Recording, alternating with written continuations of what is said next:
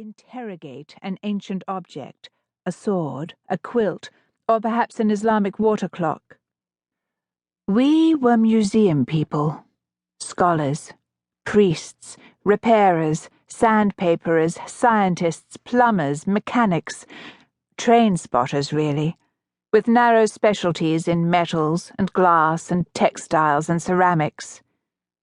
We were of all sorts, we insisted, even while we were secretly confident that the stereotypes held true.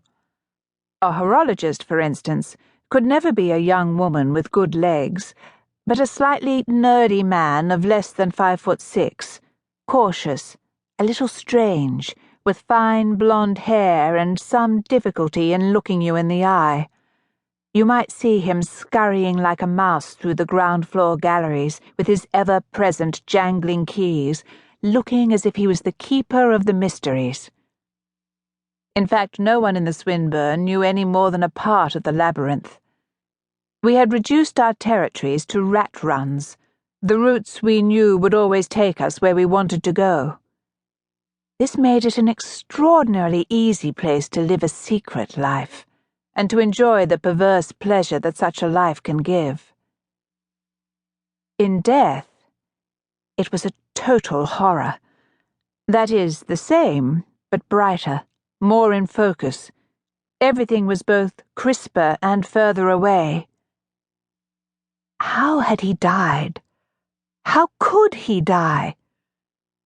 I rushed back to my studio and Googled Matthew Tyndall, but there was no news of any accident. However, my inbox had an email which lifted my heart until I realized he had sent it at 4 p.m. the day before.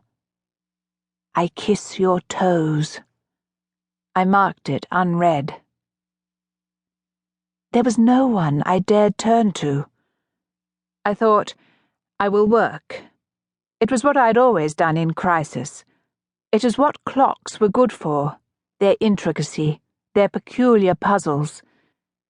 I sat at the bench in the workroom, trying to resolve an exceedingly whimsical 18th century French clock. My tools lay on a soft grey chamois. 20 minutes previously I had liked this French clock, but now it seemed vain and preening. I buried my nose inside Matthew's hat. Snuffle, we would have said. I snuffle you. I snuffle your neck. I could have gone to Sandra, the line manager.